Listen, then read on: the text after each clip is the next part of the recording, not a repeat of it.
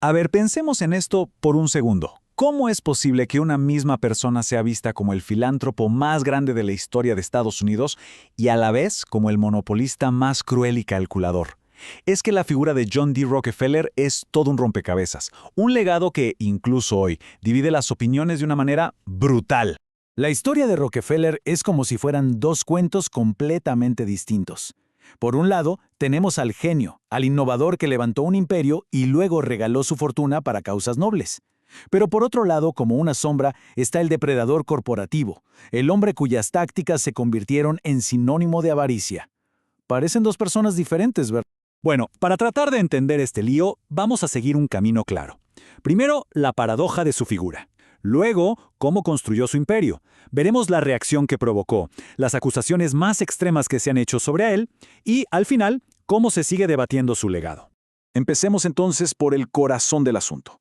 Lo increíble es que Rockefeller no solo aceptó su fama de hombre implacable, sino que de hecho construyó toda una filosofía para justificar sus acciones, viéndolas casi como una ley divina. Uf, esta cita es reveladora. Para Rockefeller, eliminar a la competencia no era algo malo. No, para él era simplemente la naturaleza haciendo su trabajo. Era la supervivencia del más fuerte. O sea, una especie de darwinismo social aplicado a los negocios. Esta fue la base moral con la que justificó todo su imperio. Y con esa idea como bandera, vaya que construyó un imperio. Y lo hizo con una velocidad y una frialdad que asustan. Pasemos a ver cómo fue que lo logró. Miren esta línea de tiempo. En poco más de 10 años, Rockefeller pasó de ser uno más en el negocio a controlar el 90% de la industria petrolera del país. Esto no fue suerte, para nada. Fue un plan ejecutado con una precisión casi militar. Y una de sus mejores armas era el secreto. Era un estratega total. Miren esto, antes de siquiera contar sus planes, obligaba a sus posibles socios a firmar juramentos de silencio. Así se aseguraba de que, para cuando los demás se dieran cuenta de su jugada, ya fuera demasiado tarde para reaccionar. Pero, ¿cuál fue el verdadero truco?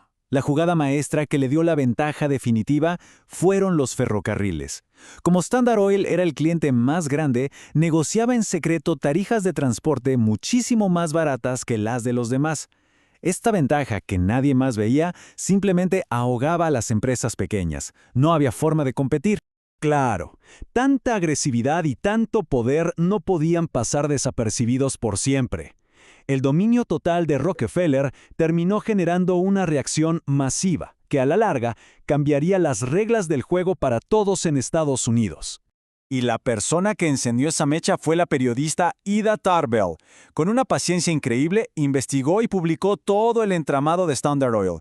Sus artículos sacudieron al país entero. La gente se enfureció tanto que el gobierno tuvo que intervenir. Y todo culminó en 1911 con una decisión histórica de la Corte Suprema. El monopolio era ilegal y debía disolverse. Por primera vez, el gigante había sido derrotado. Y esta imagen lo dice todo. Con apenas 39 años, Rockefeller era el dueño de la industria más grande del país, pero también el hombre más odiado. Estaba rodeado de acusaciones, de ataques a su reputación y a su fe, que venían de todos lados: la prensa, los políticos, los tribunales. Pero con el tiempo, las críticas fueron cambiando. Ya no se trataba solo de negocios. Empezaron a surgir autores que afirmaban que la ambición de Rockefeller y su familia iba mucho más allá del petróleo, apuntando a un plan de control a escala mundial. Aquí tenemos una de las teorías más famosas. Según el autor Gary Allen, en su libro El expediente Rockefeller, una organización tan influyente como el Consejo de Relaciones Exteriores era en realidad una creación de los Rockefellers. ¿El objetivo? Impulsar un gobierno mundial único, controlado por ellos, claro. Otra visión, la del Dr. John Coleman, va incluso un paso más allá. Él sostiene que el poder de Rockefeller se metió de lleno en la política exterior y que las guerras de Estados Unidos del siglo XX no fueron por libertad o democracia, sino por controlar los recursos petroleros para beneficiar a los herederos del imperio de la Standard Oil. Y esta cita de Allen resume perfectamente la idea de esa teoría. Un plan de décadas, muy metódico, para usar la fortuna como una palanca y así conseguir el poder político absoluto, no solo en Estados Unidos, sino en todo el planeta. Y esto nos lleva a la última gran contradicción, quizá la más interesante: su filantropía. Después de amasar una de las fortunas más grandes que han existido, Rockefeller empezó a regalarla.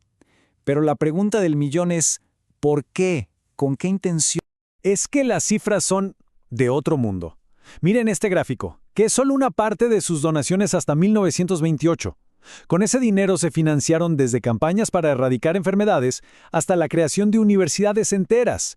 El impacto de su dinero en la ciencia y la educación fue gigantesco, es innegable. Y aquí, una vez más, las dos visiones chocan de frente. Para algunos, sus donaciones fueron un acto de generosidad que cambió el mundo para bien.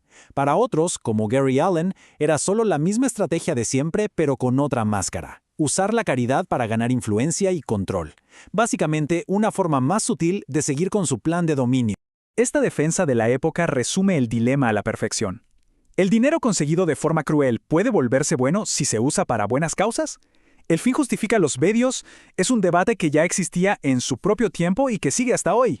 Al final, la pregunta que nos queda es esa. Cuando una sola persona acumula tanto dinero que puede rediseñar la salud, la educación y la ciencia para millones, ¿dónde termina la ayuda y dónde empieza el control? Esa es la gran paradoja que define para siempre el legado de John D. Rockefeller.